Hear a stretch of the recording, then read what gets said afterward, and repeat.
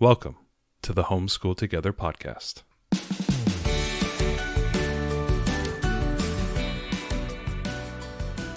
Where one working mom and a stay-at-home dad help you navigate the nuts and bolts of the growing and dynamic world of homeschooling. With a focus on early learners, like me. All the ins and outs of building and maintaining your homeschool life. Homeschool. Find out tips and tricks to make things like this easier. I'm reading. And ultimately, enjoy educating your kids. And what's that last thing? Have fun together. Did I do good, Daddy? Yeah, you did, sweetie. Good job. Hello and welcome to Homeschool Together. Thanks so much for joining us. If you have a chance, head out into the show notes. Give us that sweet, tasty review on iTunes. And if you have a chance, head over to our Gumroad store and see if there's something there that might be for your liking with your homeschool resource guides. And maybe if you're in a game break or two, and Ariel's going to be putting out a few other little tasty tidbits along the way. Yeah. So keep your eyes out there. Working on some things. Today, we need to talk about what we're doing now. So for the longest time, you've all been hearing us yammering in your ears and watching us on the YouTubes. If you haven't, go over there and subscribe. We'd love to see you there.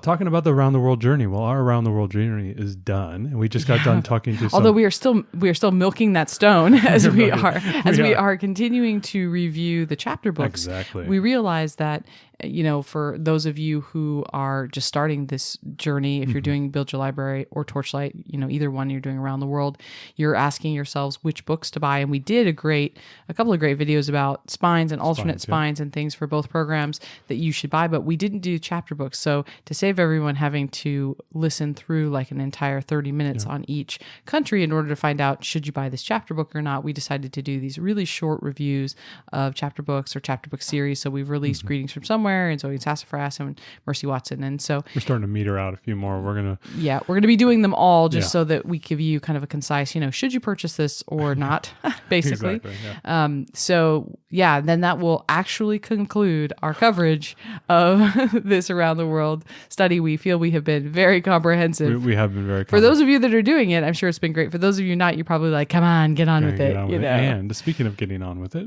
and we are going to begin combining two, you said unit studies. Yeah, it's basically going to be Blossom and Root's third grade science module, which is a prehistory, wonders of the prehistoric world. And then Blossom and Root has a prehistory unit study. So we decided we intend to kind of continue in the step track of Build Your Library. And I don't know at this point what portion of Torchlight we're going to bring into it, but we want to start and do Build Your Library 1, which is all the ancient civilizations. But we thought, man, it would be perfect to do prehistory first. So this would be creation. They touched a little bit on Big Bang at the beginning, but it's really the formation of Earth all the way up through the dinosaurs, in essence, and even past that. Right, it goes all the way into early man. Yeah. So it's pretty cool. And one of the things, it's funny, we were talking about this. It's like this is the section that we never really did in school.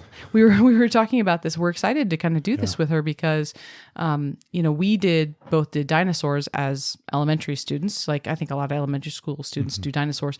But then as we got into middle school, high school, even college history, it only starts in early civilization, not even super early, but you do like Greek and Roman and stuff. And you never talk about like the formation of Earth and I think it's this growth of life on Earth. I think it's a funny thing is that history only starts with, human civilization. Yeah. Early man, even Neanderthal. We don't even study like the Stone Age. No. Like I've been pulling books. Like, European, Eastern European longhouse formation. Yeah, we don't even do any of that. No. Like I was looking at, I'm getting books ready and stuff for the end of this study, and I'm preparing as I'm planning, and I'm like, man, we didn't cover any of this. I'm so excited to do this because I feel like this is a real gap in our education. It was funny because our daughter was like, but didn't you guys study this when you were in school? And I said, here's a big fact, babe. Just because we went to school for all those years doesn't mean that we don't have knowledge gaps. And this is clearly one of them. Well, I think a lot of times if it hasn't been written down or there's not a giant monument for it, that is relegated to the wing of sciences. it's kind of this weird Yeah, thing you where might be right. early history is handed off to historians, where we can have archaeological evidence and Right. do that type of stuff that's more meaningful. But then you get into kind of more obscure things like where it's all fossils and Yeah. archaeology level, paleontology level stuff, and they kind of slough that off into the sciences. And the problem with the sciences is that they don't pick up that torch, early on or even later in because by the time you're doing later, you're doing biology, chemistry, physics, Mm-hmm. and you're doing the big heavy hitters at that Right. point. Nobody really goes back and does geology. I mean, there may be a school out there that has a geology class. Well, I know but I never even- had one of those. Even doing geology, I know that I had an earth sciences class, right. in high school, and a lot of people have earth sciences. I still don't remember us talking about No. really about the formation of planet Earth. We was more talking about like volcanoes And and they might talk about geology, how but they- rivers move they- and over but it's all eons. like and it's all like everything. the Earth, the dynamics of Earth, the weather of Earth, the Yeah. geology of Earth, but never the history of Earth. Yeah, And it's really you fascinating. may get a little bit of that in the biology world because they're kind of talking about maybe if you get touch a little bit on evolution, or you do Mhm. kind of like you may touch a little bit on it, but you're not going to go back and like study Precambrian times. or Right. anything I mean, like I that. No. remember doing like a little bit of evolution stuff just Yeah. in like, this is the theory of Surface. it. And But it it's was all- bio, but it it's was all- very surface Yeah, level. but it's all 1800s plus, right? It's like okay, Darwin went to the Galapagos, and here comes evolution, Yeah. and then they point back 3 billion years ago and say, yeah, somewhere around there it started. It and was then funny all the way up when to we here. started this. I was telling you, the only thing that I know about this is Yeah. Big Bang, then single-celled microbes, eventually fish got feet, walked on land, dinosaurs, people. Like that was my whole asteroid people, right? Like there's an ice age in there somewhere. I saw a movie on that, right? Like, I realize, oh my gosh, like I'm a functioning adult that really has no idea about our prehistory of our world and our universe. And I think this, anyway, this all to say, a I long think preamble this is very fascinating, and we didn't want our daughter to miss it, even though she is very young. And this is a Blossom and Root 3rd grade. And Build Your Library, this is their unit study. It doesn't have a specific grade-ish level, age level attached, but it's going to be your mid to upper elementary. So, we're going to have to make some adjustments. Our daughter's just about 7.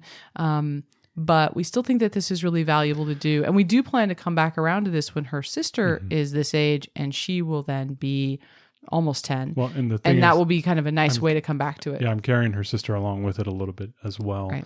I think we are on our first week right now, Right. in the curriculum. Before we get any deeper, I have noticed the material is maybe a little bit above her age, like 7. Oh, it definitely is. But I'm able to bring it down just a tad and skip certain sections. Some of the reading's a little long and a little dense, so I've been kind of chucking out things that are maybe not super important.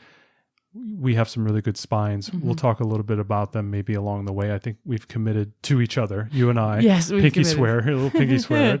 We are going to reach across. There it is. Okay. I believe we are going to try and blog our way through this, or vlog our way through this. Yeah, I think think like we did with the Around the World Journey. Well, yeah, we're going to do videos on it because we are adapting it for a younger learner, and we've already added things and books and stuff to make it be applicable and something that's worthwhile. So I think it's good to do. I do want to say that comboing these two curriculums was not our idea originally. I saw another person do it a couple years ago, and I got the idea, and then a listener, Stephanie, helped me with a lot of this organization of these two. And we blended kind them of together, yeah. changed it a little bit, but she gave me a great basis. So Stephanie, if you're listening, thank you very much. Absolutely. Thank you. So let's kind of get into it. Like, what are the two curriculums? We talked a little bit about that. One's a 3rd grade curriculum and one is kind of an undefined curriculum. Yeah, unit study. Yeah. So let's talk a little bit about what they are. Yeah. So basically, Blossom and Root is a 13-week program. It's organized as wonders, so it's not, I guess I shouldn't say week necessarily. It could take you longer than a week, but 13 modules, let's say. And based on the fact that usually these curriculums are meant to be like a 36 weeks. So I'm guessing this is not meant to be a week. This is probably meant to be several weeks to span the whole of the 3rd grade year. But so each wonder has an overview that has the big picture messages for this time period. So it's all set up by time period. It starts with the Big Bang into Precambrian, and then it goes each kind of stage of the prehistoric timeline. All the eons and then the sub ages, or there was a term I'm already missing, but it was eras, and then there were like these subgroupings Right. underneath it. Yeah. So she's going to, so, one wonder is all going to be the Triassic, Yeah. and one's going to be the Jurassic, Paleozoic yeah, and the Paleozoic, Jurassic. yeah, Exactly. So for each of those, she covers the 4 big picture messages, which I really like, because it's this section where it says, here's what we really want our kids to take away from and this this is wonder. specifically the blossom and root Yep. section. So this is blossom and root. So she's going to go over, these are the four kind of big areas of it. And then after that, the wonder is broken down into 3 different sections. So the sections are wonder, explore, and record. So in the wonder section, basically you can choose one or multiple things to do. There's for the minimalist section, which is just going to be spine reading. There's for the book basket people, which has got extra supplemental books to read. And then there's for the visual learners, and there's a ton of videos, usually PBS Eons videos that are all sub 10 minutes. And they help to kind of reinforce that. So you can do 1 to all, of that. Pick something that interests you, yeah. Exactly. It works with your learner. And then in the explore part, she's going to have another one here where you pick one or multiple things to do. Mm-hmm. So there is an outdoor learner section, so activities that are based outside. Then there is a kind of sciencey activity for the table lab crowd. Mm-hmm. And then there is some sort of an arts and crafts project for that kind of hands-on crafty family. I love that. I love that organization. I think it's so smart, because you don't know smart. You don't know what your kid is going to be into, and the other thing too is you don't know what you're going to have time for. Right. So or I don't have time ingredients to go. or supplies to do, exactly. or exactly. For us, there are some days we're going to do this where we have a little one in tow, our preschooler, and there's other times where she's not going to be there during the time that we're doing that. She'll be at her couple day a week preschool. We could do something different. I absolutely love that about Blossom and Root. Well, but also don't feel like anxiety, because when I looked at it for the first time, there's a lot there. There's a lot there, and don't feel like you have to do everything. And right. Just do your readings, do your spine readings, maybe do one activity along there, or something that's right. Whatever, and then go further if your kid's into it. Hey, if you know your kid, you know what they like to do, right? I love that there's options there. We don't have to do it all. We can kind of take what works best for our family. And then the last one is record, and there's a student notebook section that you get, and it's recording a couple of, drawing and a couple of sentences about an animal or something that lived during that time period, a creature that was alive. So it's pretty minimal. And so for those of you who aren't familiar with Blossom and Root, I guess we should say this. Blossom and Root and Build Your Library both are digital PDF curriculums. So this is a digital PDF. And this is basically a unit study. I think it falls under the unit study. No, this is a science-based curriculum. In the 3rd grade whole curriculum, one of the nice things Blossom and Root does is that they separate pieces of their curriculum into modules. So they've got the main history part, science, nature. They separate them all. So you can just purchase science if you want to. And that's what we did. Okay. We just purchased the science module of the 3rd grade curriculum. So we just took, that part out and using that. So, so then we had this printed at our local library. We get 70 pages a week printed for free.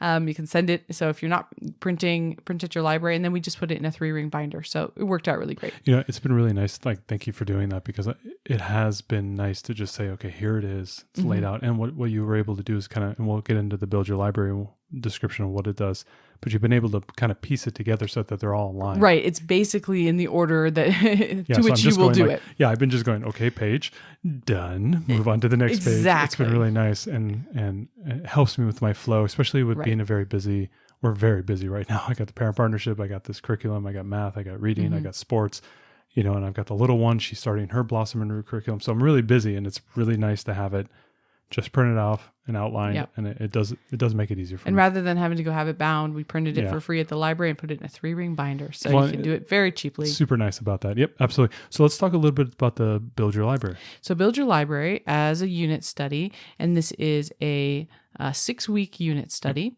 so much shorter. And there's reading and vocabulary. There's a little bit of media and some activities to do. And the way that she breaks that up is, there's a table at the beginning, a grid table for the week that shows you what things you need to do on every day. Yep. And of course, do them whatever day works for you, but this is a suggested outline. And so she's going to have some vocabulary words. There's some copy work and dictation if your learner's old enough for that.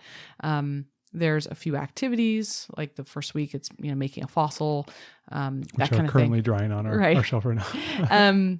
And so, so there's, activities like that. And then there's an overall timeline project that she has for the whole 6 weeks to try to give your children a sense of, how time is passing. That's a really big concept, is trying to like wrap your head around how much time is passing. It's so hard to understand. Even as an adult, it's hard to even fathom billions of years. Yeah. It's really difficult. And on a time scale of a place that you're sitting on right now, Right. like to think billions of years have gone by. So she also has spines for that unit study, and there are some supplemental books that they list, not quite to the extent of Blossom and Root because it is shorter, but that's the same. So both of the curriculums start at Big Bang, Precambrian, and go all the way through Early Man.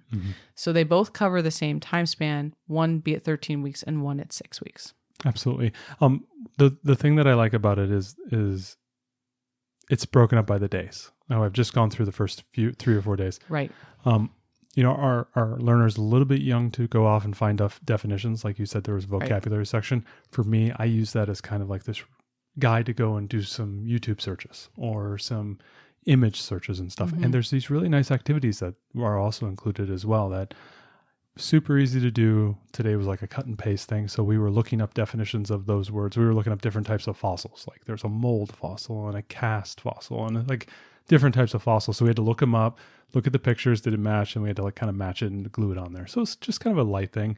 And then I think we did a plate tectonic thing today where she was actually hand drawing based on a map where all the plates are. And it was pretty cool. It was a fun little exercise and kind of a little bit of a drawing and art type of thing and copying work. So she really enjoyed that. And I like how it's laid out. It's very simple, but the reading is a little bit elevated. As you said, this is a third grade. Well, targeting third grade. The unit study, I don't know that it says on that site, but I think it's meant to be that mid to upper elementary. Yeah. So it feels that way with the spine that we're reading. We're reading the Osborne early history encyclopedia, I think. Encyclopedia of World History. It's the one with the knight on the front. Yeah, the internet linked Encyclopedia of World History. It's really, really good. I like it a lot. Really visual. It's great because it starts at the Big Bang and it goes all the way to modern, I don't know, whatever date it was published. It goes to that year. It's pretty cool. And we are not an Usborne reseller, but we are an Usborne consumer. Yeah, we buy a lot of them We used. buy a lot of Usborne books used. But no, it's been really good. I like the flow. I like how it's laid out. It's super simple. Here, do it on this day. Do it on this day. And obviously, I can't do it every single day because we're busy sometimes, and so I'm just kind of chunking my way through it. And I feel like we'll get through the first week this week and decent pacing so far from what I've seen. If you're sitting at home trying to combine these two things, pacing wise, I've been doing like maybe 15, 20 minutes of reading a day in the spines. And then maybe another 15, 20 minutes in an activity with maybe a video here and there. And so it wasn't really a lot of time. Today we did some videos on the tablet while we were doing some fossil work. So I was kind of getting 2 birds with 1 stone. She was interested in that. So yeah, and I think that we're going to be a little freeform with these. Yeah. I've planned them for a week, but I think that they could be more than a week depending on how into it our learner is and how much we got done. Maybe some of them will go faster. So it's hard to say. So just as a question, the parents are sitting at home, they're thinking about this. Okay, if I'm going to do this as kind of my quasi literature curriculum, right? That we always talk about the curriculum. This is more of a science-based curriculum. Are there chapter books? Are there things that people can add? So there is only one chapter book. That's Maru of the Winter Caves that is called out in Build Your Library, naturally, because that's the lit curriculum. Yeah. I have added a number of other chapter books into our plan. I cannot discuss them yet because we have not read them yet. I don't know how good they're going to go, but we will keep you updated. But I have added a bunch of extra books. I used the history book by book resource that Emily Cook from Build Your Library put together to find some extra books. And then we had a couple other books around that I thought would be kind of fun. I think we're going to start with a Great Illustrated Classics version of Journey to the Center of the Earth, which is totally fanciful and everything, but there's dinosaurs. And I thought it would be kind of a playful, fun intro chapter We're going to book. roll in some of our favorite games that are dinosaur themed. Yeah, and things like that. We're going to do some fun things. I mean, ultimately, I don't want to lose sight of the fact that we have a first grade learner and I want to do things that would be fun. And that might be cutting out paper dinosaurs and stuff and, doing dinosaur print cookies and just doing kind of some fun stuff because she is young. But I think this is still really valuable. She's already, even in the first few days, demonstrating the knowledge that she has. She's like, okay, mommy, what came first? Flowers or dinosaurs? And I'm like, I don't know, flowers. She's like, wrong. dinosaurs. Okay, first, flowers or grass? Flowers before grass. Like, Really? grass is like a recent thing. It was anyway. According to the book. She's really learning a lot. So there's these two programs. There's the 13-week and the 10-week, and I think naturally you might be asking like, okay, why did you combine them? It's because we love pain. No, it's because we combine everything. It's choo-choo, the pain train is here. So, yeah, no. Honestly, I am not trying to have to customize every curriculum we do, but it just kind of happens. Okay, here's why. So Blossom and Root is 13 weeks, right? They both cover the same time span, but Blossom and Root really provides extensive knowledge through dinosaurs. The whole, Big Bang, Precambrian, Octavidian, I'm going to say it wrong, whatever. Okay, all those early eras and all the way, and then the dinosaur coverage is like comprehensive. It's like 4 wonders of dinosaurs. There's like Triassic, Jurassic. There's one about the whole Mesozoic era. Mesozoic. I mean, she really covers, like, it's like very dino heavy in the center. So she does good coverage on the beginning, lots of stuff on dinosaurs, and then basically from prehistoric mammals skips all the way to the very end and be like, and here's the rise of humankind, right? It's just one wonder at the end, where there's this pretty decent gap. Build Your Library, kind of does it a little bit in the opposite. Oh, yeah. They kind of fit together like a piece. The first week is like an overview. The first week of Build Your Library takes place in the first 3 weeks or 3 wonders of Blossom and Root as a very high level overview of the creation of the universe and the early Earth. And the early Earth, right? Yeah, it's just very high level. Doesn't really touch on dinosaurs very much. Just like a little bit about dinosaurs, like 1 week on dinosaurs, and then spends like 4 solid weeks on mankind. Yeah. And so perfect then. It's kind of nice. Yeah, they go together because Blossom and Root really skips a lot of stages about Neanderthals and stuff. It condenses. It didn't skip. It condenses it into one thing. And Build Your Library really kind of works through that very systematically. That's awesome. So that's why we decided to combine, because it felt like these fit really nicely together. Yeah, they're complementary. If you're sitting there and you're thinking like, wow, I really want to do prehistory and I absolutely don't want to combine anything, then I would probably say the more comprehensive of the two is definitely Blossom and Root, and that's the one you should go for. If you want something quicker, you can go for Build Your Library. You'll cover the same span, but you're not going to go into dinosaurs in the depth that I think we all want to go into dinosaurs. Well, I think a lot of young kids want to. It sounds like the Build Your Library one is really more focused on early man. It is definitely more focused. Yeah. And you could do Build Your Library 6-week program and just add some more dinosaurs if you want. It makes a ton of sense because we're going right from after we do this combo, we're going right into early civilization. Exactly. Right. We're going to go into Mesopotamia, you know. So I think that's really cool. And I think this is going to set us up very nicely. We're finished prehistory. At this point, I think we're going to finish this in like mid to late February of next year, of 2023. And then we'll be able to move right into early civilizations. And I think the first like week of early civilizations or 2 weeks might be like a refresh of Stone Age, so we can kind of like get reoriented.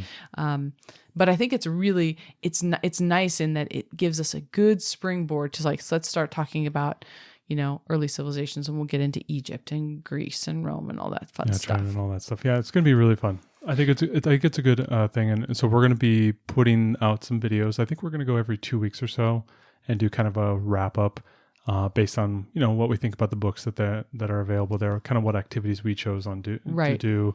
We're going to even try to do food.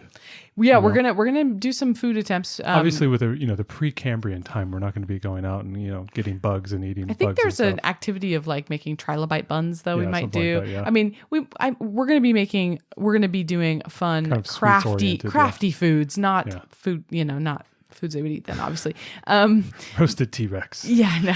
Slow roasted. But we're going to do some fun things that keep it really fun for our daughter, especially since she is a younger learner and she does love to cook. We'll cover all those on the videos and follow along. I've got a bunch of extra supplemental books because I can't resist. No, you can't. And I did already have some prehistory books here. So we definitely are going to be using those. So that's a lot of what we'll talk about in the videos is the supplemental books. We're adding in additional media and some additional activities and things, crafts and cooking and things that are going to be more appropriate for a younger learner, because we're having to adapt this a little bit Like you said, I think it's a bit above the level, but so far our daughter has taken away a lot of it, and she's enjoyed it. We're early on, so we're talking about this now. We wanted you all to know about what we're doing for this combo, why we're comboing it. We're going to come around at the end though and tell you what we thought of it. So when we finish. So the people who are catching up in 2023 who finally found the podcast, welcome.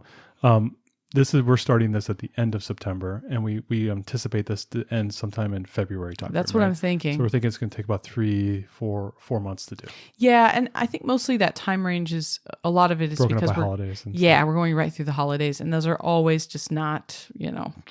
I'm hoping to continue reading through that time because I did add a number of chapter books, and I'm excited for us to get to them. The chapter books are mostly all about early man. That one right there. Well, okay, so I have one book. It's very long. I'm looking at it. I'm like, what is it? 600 pages. Ariel.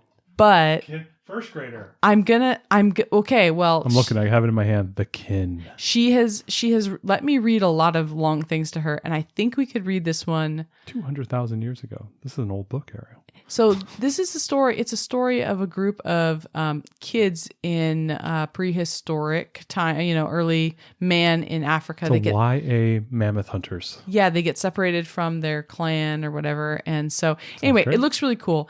We're going to try some things. I mean, it's a long book, but our daughter loves... The font's large. That's a misdirection there. I think if you think about it as sort of like okay, let's think Harry Potter. It's like Azkaban level. It's like maybe 3 or 400 I don't pages. think it's as long as it seems here when it says it's 600 pages. Well, that's a paperback. So if you imagine it's just a paperback edition, but it looks thick. But actually, the font is actually I don't think it's as bad as it seems. Our daughter will listen to really long books, so I think we're going to be okay with it. And if it doesn't work, it doesn't work. But I wanted to try it because I thought it sounded good. And if she doesn't read it, then I'm going to read it. So interestingly. One of the things that I had heard people do, especially when Emily came out with the history book by book site, and we'll put a link in the show notes if you haven't checked it out, it's excellent, is that parents could read books alongside their kids. Yeah. And what I may do, I may just read that book. I may not read it to her. I'm planning to read it to her, but if she doesn't dig it, I might just read it alongside whatever we're reading with her, just for my own knowledge. But I did start reading Sapiens, and I know you've already read it. Oh, you actually started reading it? Yeah. I'm in the second chapter. Yuval Noah Harari is the book. Yeah, so it's been really good. Did you like that first chapter? It's been very good. That first chapter is really good. It's very good. And so, I'm early in it still, but I think that this is fun. One of the things about history I think is so neat is that we can learn along with our kids and read along with our kids. This is very different for us. This is the first time that we're doing a curriculum that really builds week over week, because everything we've done, right? We did Blossom and Root Early Years Volume 2, and then we did Torchlight Pre-K, and then we did this Around the World study with our daughter. All of those things kind of had discrete weeks. Yeah, they're standalone. Everything was standalone, right? Torchlight Pre-K and Blossom and Root Early Years Volume 2, both of those was like, there's a book of the week, then there were some activities and stuff. Some music. But it was a different book of the week, yeah. And, in the Around the World study, it was like, hey, this is just a bunch of books about France, and they couldn't extend into the next week. If we went to Spain, you had to kind of finish it. So this is kind of interesting because this is flowing through. We're going to see threads that are going through, week after week, which I think is really kind of fun. We can, some things that, hey, if we're not done with that book, well, it's okay. We'll just keep extending and reading about it, and we're building upon the same concept. So I think this is going to be a new ground for us. It's exciting. Yeah, and especially it's kind of it's a science-based curriculum that we're trying to make into a lit-based curriculum, which is kind of cool. I think all the additions that you're trying to put into the readers and the chapter books and stuff that are more fiction-based. I'm adding in some fun things too, right? We're going to do Magic School Bus in the Time of the Dinosaurs. Yeah, I know. Right? We've got a Berenstain Bears dinosaur dig book, things like that are just like fun picture books because she is still young. I want to kind of mix it up so it's not all so sciencey. Yep. Not sciencey, but upper level, for her, so that there's like, hey, there's some stuff that's kind of thinky here, and then, hey, let's read Magic School Bus. Absolutely. Which is still thinky, but in a different way. So thank you for following along with this. We're just updating you on kind of what we're doing right now, and we should have maybe sometime in February or maybe a March timeframe, we'll actually review both of these curriculums at the end, kind of tell you what our thoughts and feelings are. And keep up with the vlog because we're going to do it. We're going to do it. We've committed. We've pinky swore to it. Normally at the end of the podcast, we always like to say what we're into, but we feel that those are more short bite things. And so we are going to change it up. Welcome to the new segment. Should we have a little intro? Hello, people. Welcome to the new segment. Yes. What are we reading in our household? It's the book of the week. Book of the week. And so the book of the week today is, Mommy, have you heard of Gollum? Oh Gollum. my gosh. Okay, so first of all, I broke my 3-year-old, guys. Yes. He traumatized our 3-year-old she's very into lava. She's into all things about like volcanoes right now.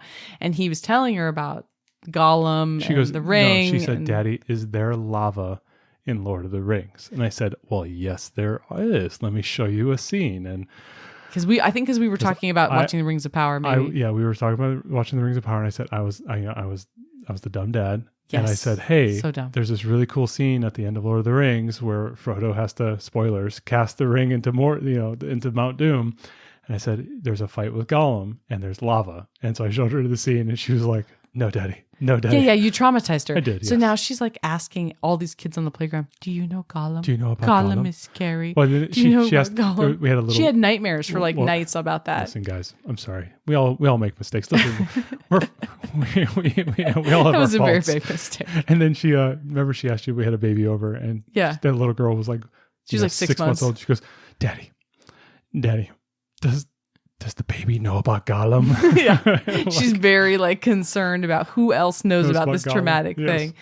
So anyway, what I did was, we've talked about our love of audiobooks, and a great way to get, more books into my child while she's doing quiet time, while she's playing Legos. But it also helps to expand her vocabulary, allows her to consume more books, because, a lot of times I don't have a lot of time to read.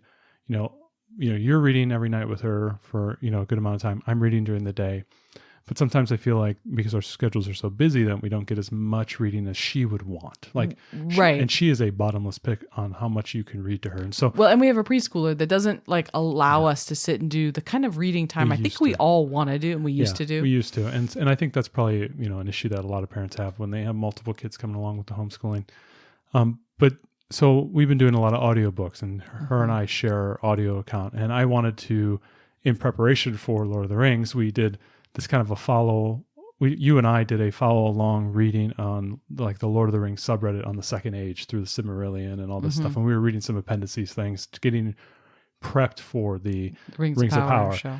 And Rings of Power just started, and I was like, oh, I think I want to reread The Hobbit real quick and whatnot. And so I downloaded it as an audiobook, and lo and behold, my little precocious little almost 7-year-old said, hey, Hobbit. Oh, I want to read that. So she started, all of a sudden I'm looking at my account, and I'm like, why is The Hobbit 30% read? I'm like, oh, I must have started it and accidentally left it on.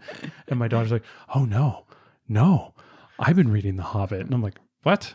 Yeah, she's listening to The Hobbit. She listened to The Hobbit all the way through and loved it. I don't know how much. She listened in just over a week, and she got through the whole thing. Yeah, it was about 11-hour audiobook. Yep. Yeah. And so because she has quiet time every afternoon while she does her Lego, and she listens to that. And that's a really nice time for her. Yep. And we have this amazing illustrated edition, almost like it's like a graphic novel version of The Hobbit. Yep. And we will link it in the show notes. It's only like $12. It is excellent. Go buy it. It's so beautiful. We all have that little shelf of books that we all need, Yeah. Oh, it's like, neat. You gotta have it.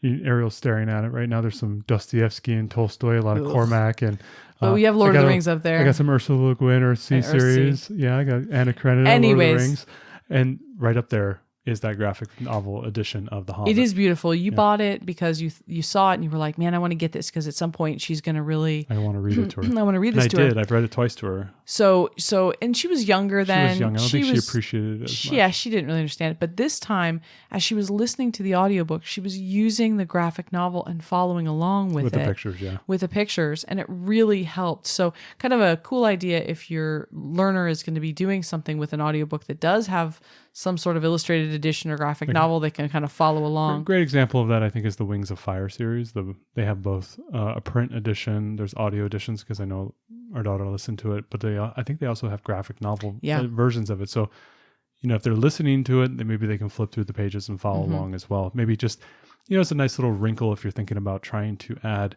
audio with kind of the print and you're trying to create this, era of literacy surrounding whatever activity they're doing. So anyway, just to kind of get you, check out this illustrated edition that's linked in the show notes. You guys will be like floored. It's so beautiful. Absolutely. Even just, Christmas is coming and you have that guy or gal who enjoys Lord of the Rings. It's a must purchase. I wish that they had made Lord of the Rings like this, because I can't believe they only made The Hobbit in that illustrated edition, because the Lord of the Rings, but it's so good. It's just so good. I wish they would have done it. They're doing the illustrated editions of Harry Potter that you've been reading to her, and that's but that's not a graphic novel. A graphic novel is so much more visual, right? The illustrated editions, even of Harry Potter, they've got one page of a picture every couple of pages, but the graphic novel is it's a totally different experience. I think it's great for her to be able to follow along while she's listening to the audiobook. Absolutely.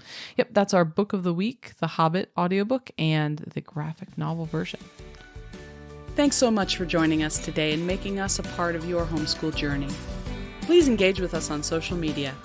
Join our Homeschool Together podcast group on Facebook and find us at Homeschool Together Podcast on Instagram.